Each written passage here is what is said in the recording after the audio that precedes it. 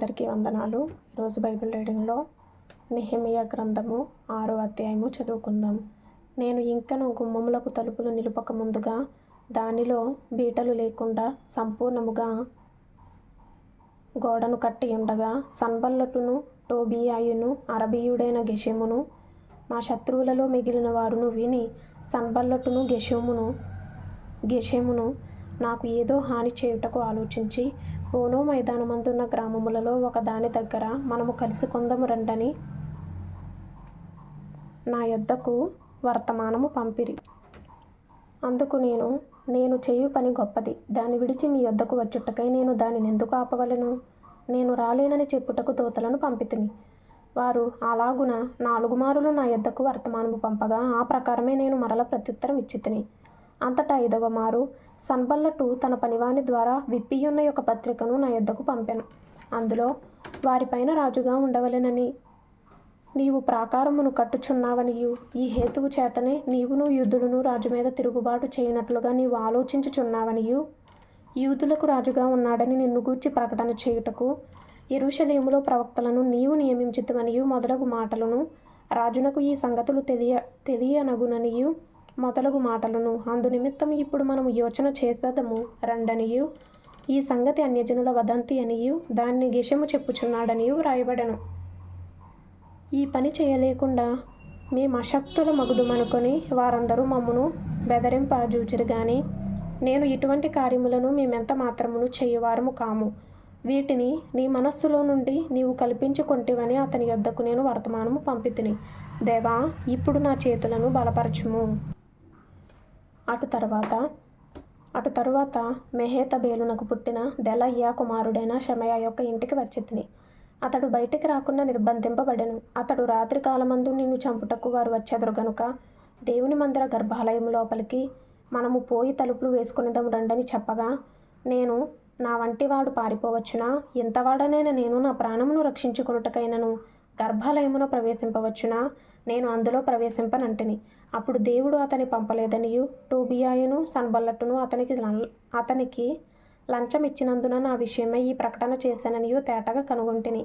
ఇందువలన నాకు భయము పుట్టగా నేను అతడు చెప్పినట్లు చేసి పాపములో పడుదునని అనుకొని నా మీద నింద మోపునట్లుగా నన్ను గూర్చి చెడు వార్త పుట్టించుటకు వారతనికి లంచమిచ్చి ఉండరి. నా దేవా, వారి క్రియలను బట్టి టోబియాను సన్బల్లటును నన్ను భయపెట్టవలెనని కనిపెట్టియున్న ప్రవక్తలను నోవద్యాను ప్రవక్తిని జ్ఞాపకము చేసుకొనుము. ఈ ప్రకారముగా ఏలూలు మాసము 25వ దినమందు అనగా 52 దినములకు ప్రాకారమును కట్టుట సమాప్తమాయెను. అయితే మా శత్రువులు ఈ సంగతి వినినప్పుడును చుట్టునుండు అన్యజనులందరూ జరిగిన పని చూచినప్పుడును వారు బహుగా ధైర్యపడిరి. ఏలైనగా ఈ పని మా దేవుని వలన జరిగినదని వారు తెలుసుకొనిరి. ఆ దినములలో యూదుల ప్రధానులు టోబియా యొద్దకు మాటిమాటికి పత్రికలు పంపుచూ వచ్చిరి. అతడును వారికి పత్రికలు పంపుచుండెను. అతడు ఆరహు కుమారుడైన షెకన్యాకు అల్లుడు. ఇదియుగాక యోహానాను అను తన కుమారుడు బెరెక్యా కుమారుడైన మెషుల్లాము కుమార్తెను వివాహము చేసుకొని ఉండెను గనుక యూదులలో అనేకులు అతని పక్షమున నుండెదమని ప్రమాణము చేసిరి. వారు నా ఎదుట అతని గుణాతిశయములను గూర్చి మాట్లాడుచు వచ్చిరి. నేను చెప్పిన మాటలు అతనికి తెలియజేసిరి. నన్ను భయపెట్టుటకే టోబియా పత్రికలు పంపెను. అలాగే నెహెమియా గ్రంథము 7వ అధ్యాయము చదువుకుందాం. నేను ప్రాకారమును కట్టి తలుపులు నిలిపి ద్వారపాలకులను గాయకులను లేవీలను నియమించిన పిమ్మట నా సహోదరుడైన హనానీకిని కోటకు అధిపతి అయిన హనన్యాకును యెరూషలేము పైన అధికారము ఇచ్చితిని. హనన్యా నమ్మకమైన మనుష్యుడు, అందరికంటే ఎక్కువగా దేవుని ఎదుట భయభక్తులు గలవాడు.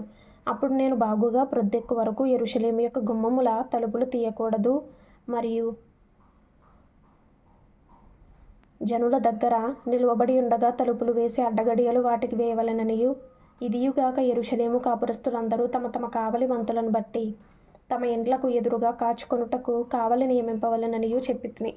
అప్పటిలో ఆ పట్టణము మిగుల విశాలముగాను పెద్దదిగాను ఉండెను గాని దానిలో జనులు కొద్దిగా ఉండిరి. ఇండ్లు ఇంకా కట్టబడలేదు. జనసంఖ్య చేయునట్లు నా దేవుడు నా హృదయంలో తలంపు పుట్టింపగా ప్రధానులను అధికారులను జనులను నేను సమకూర్చితిని. అంతలో ముందు వచ్చిన వారిని గూర్చిన వంశావళి గ్రంథము నాకు కనబడెను. అందులో వ్రాయబడిన వంశావళులు ఇవి: జెరుబ్బాబెలు, యేషూవ, నెహెమ్యా, అజర్యా, రయమ్యా, నహమాని, మొర్దెకై, బిల్షాను, మిస్పెరెతు, బిగ్వయి, నెహుము, బయనా అనువారితో కూడా బాబెలు రాజైన నెబుకద్నెజరు చేత చెరలోనికి కొనిపోబడి తిరిగి యెరూషలేమునకును యూదాదేశమునకును తమ తమ పట్టణములకు వచ్చిన వారు వీరే. ఇశ్రాయేలీయుల యొక్క జనసంఖ్య ఇదే.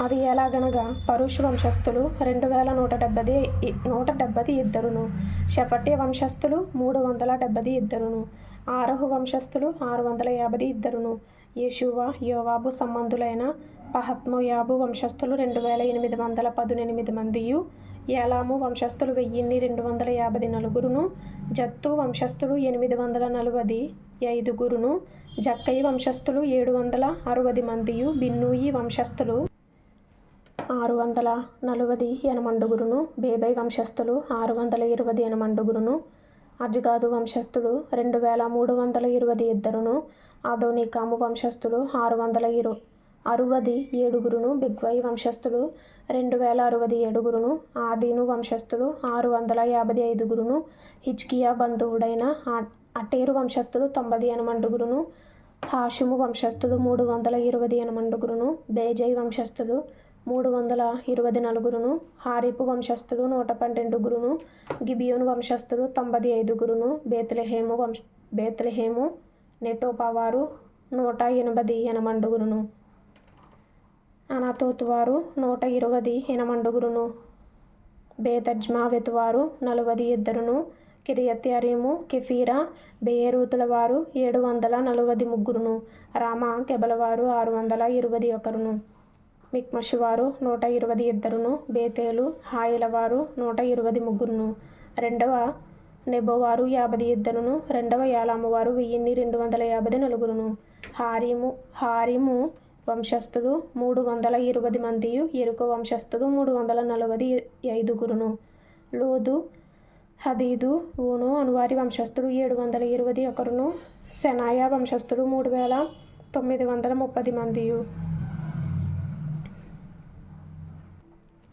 యాజకులలో యేషూవ ఇంటివారైన యెదాయా వంశస్థులు 973 ఇమ్మేరు వంశస్థులు 1052 పషూరు వంశస్థులు 1247 హారిము వంశస్థులు 1017 లేవీయులైన యెషూవ హోదవ్య కద్మియేలు అనువారి వంశస్థులు 74 గాయకులైన ఆసాపు వంశస్థులు 148 ద్వారపాలకులైన షల్లూము వంశస్థులు అటేరు వంశస్థులు టల్మోను వంశస్థులు అక్కూబు వంశస్థులు హటీటా వంశస్థులు షోబయి వంశస్థులు 138 నెతీనీయులైన జేహా వంశస్థులు హషూపా వంశస్థులు టబ్బాయోతు వంశస్థులు కెరోసు వంశస్థులు సియహా వంశస్థులు పాదోను వంశస్థులు లెబానా వంశస్థులు హగాబా వంశస్థులు షల్మై వంశస్థులు హానాను వంశస్థులు గిద్దేలు వంశస్థులు గహరు వంశస్థులు రెవాయ వంశస్థులు రెజీను వంశస్థులు నెకోదా వంశస్థులు గజ్జాము వంశస్థులు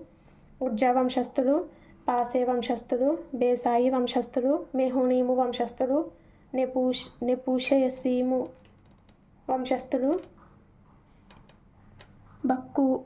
బక్బూకు వంశస్థులు హకూపా వంశస్థులు హర్హూరు వంశస్థులు బజ్లీతు వంశస్థులు మెహీదా వంశస్థులు హర్షా వంశస్థులు బర్కోసు వంశస్థులు సీసెరా వంశస్థులు తెమహు వంశస్థులు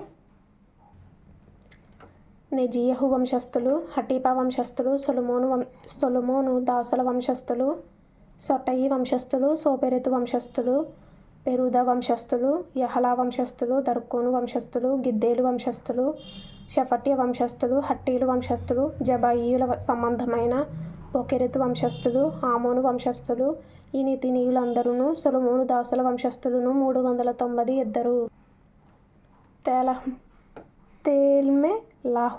తేల్మెలహు తేల్హర్ష కెరూబు అదోను ఇమ్మేరు మొదలైన స్థలముల నుండి వచ్చిన వారు తాము ఇశ్రాయేలీయుల సంబంధులో కారు తెలుపుటకు తమ ఇంటి పేరులైనను తమ వంశావళి పత్రిక అయినను కనుపరచలేకపోయిరి. వారెవరనగా దెలయ్యా వంశస్థులు టోబియా వంశస్థులు నెకోదా వంశస్థులు వీరు 642 హబాయా వంశస్థులు హక్కోజు వంశస్థులు బర్జిల్లయి వంశస్థులు అనగా గిలాదీయుడైన బర్జిలై కుమార్తెలలో ఒకతెను పెళ్లి చేసుకొని వారి పేరు చేత పిలువబడిన బర్జిలై వంశస్థులను యాజక సంతానములు.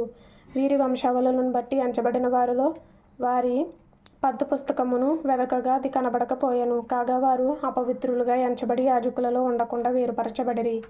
కాగా అధికారి ఊరీము తుమ్మీము అను వాటిని ధరించుకొని ఒక యాజమానుడు ఏర్పడు వరకు అతి పరిశుద్ధ వస్తువులను మీరు తినకూడదని వారితో చెప్పెను. సమాజకులందరూ 42,360 మంది. వీరుగాక వీరి పనివారును పనికెత్తలను 7,337 గాయకులలో స్త్రీ పురుషులు 245 ఉండిరి. వారి గుమ్మములు 736 వారి కంచరగాడిదలు 245 వారి ఒంటెలు 435 వారి గాడిదలు 6,720 ఉండెను. 20 ఉండెను. పెద్దలలో ప్రధానులైన కొందరు పనికి కొంత సహాయము చేసిరి. అధికారి ఖజానాలో 120 తులముల బంగారమును 50 పల్లెములను 730 యాజక వస్త్రములను వేసి ఇచ్చెను. మరియు పెద్దలలో ప్రధానులైన వారు కొందరు ఖజానాలో 140 తులముల బంగారమును 14 లక్షల తులముల వెండిని వేసిరి. మిగిలిన వారును 240 తులముల బంగారమును 240 లక్షల తులముల వెండిని 67 యాజక వస్త్రములను ఇచ్చిరి. అప్పుడు యాజకులు, లేవీయులు, ద్వారపాలకులు, గాయకులు, జనులలో కొందరును, నెతనీయులు, ఇశ్రాయేలీయులందరూ తమ పట్టణముల యందు నివాసము చేసిరి. నెహెమ్యా గ్రంథము 8వ అధ్యాయము కూడా చదువుకుందాం. 7వ నెల రాగా ఇశ్రాయేలీయులు తమ పట్టణములలో నివాసులై ఉండిరి. అప్పుడు జనులందరూ ఏక మనస్కులై నీటి గుమ్మము ఎదుటనున్న మైదానమునకు వచ్చి, యెహోవా ఇశ్రాయేలీయులకు ఆజ్ఞాపించిన మోషే ధర్మశాస్త్ర గ్రంథమును తెమ్మని ఎజ్రాను శాస్త్రితో చెప్పగా, యాజకుడైన ఎజ్రా 7వ మాసము మొదటి దినమున చదవబడు దాని గ్రహింప శక్తిగల స్త్రీ పురుషులు కలిసిన సమాజమంతటి ఎదుటను ఆ ధర్మశాస్త్ర గ్రంథము తీసుకుని వచ్చి నీటి గుమ్మము ఎదుటనున్న మైదానములో ఉదయము మొదలుకొని మధ్యాహ్నము వరకు నిలుచున్న ఆ స్త్రీ పురుషులకును తెలివితో వినగల వారికందరికీ చదివి వినిపించుచు వచ్చెను. ఆ జనులందరూ ధర్మశాస్త్ర గ్రంథమును శ్రద్ధతో వినిరి. అంతటా శాస్త్రియగు ఎజ్రా ఆ పని కొరకు కర్రతో చేయబడిన ఒక పీఠము మీద నిలువబడెను. మరియు అతని దగ్గర కుడి పార్శ్వమందు మత్తిత్య, షెమ, అనాయ, ఊరియా, హిల్కీయా, మయషేయ అనువారును, అతని ఎడమ పార్శ్వమందు పెదాయ, మిషాయేలు, మల్కీయా, హాషుము, హష్పద్దాన, జకర్యా, మెషుల్లాము అనువారును నిలిచియుండిరి. అప్పుడు ఎజ్రా అందరికంటే ఎత్తుగా నిలవబడి జనులందరూ చూచుచుండగా గ్రంథమును విప్పగానే జనులందరూ నిలువబడిరి. ఎజ్రా మహాదేవుడైన యెహోవాను స్తుతింపగా జనులందరూ తమ చేతులెత్తి ఆమెన్ ఆమెన్ అని పలుకుచు నేలకు ముఖమును వంచుకొని యెహోవాకు నమస్కరించిరి. జనులు ఇలాగు నిలువబడి ఉండగా యేషువ, బాని, షేరెబ్యా, యామీను, అక్కూబు, షబ్బెత్తై,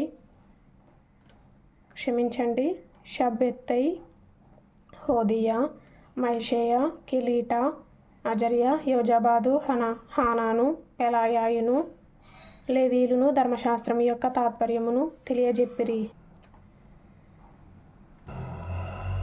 ఇటువలనే వారు దేవుని గ్రంథమును స్పష్టముగా చదివి వినిపించి జనులు బాగుగా గ్రహించినట్లు దానికి అర్థము చెప్పిరి.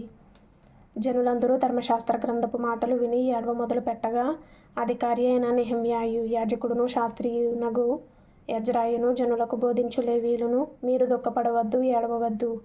ఈ దినము మీ దేవుడైన యెహోవాకు ప్రతిష్ఠిత దినమని జనులతో చెప్పిరి.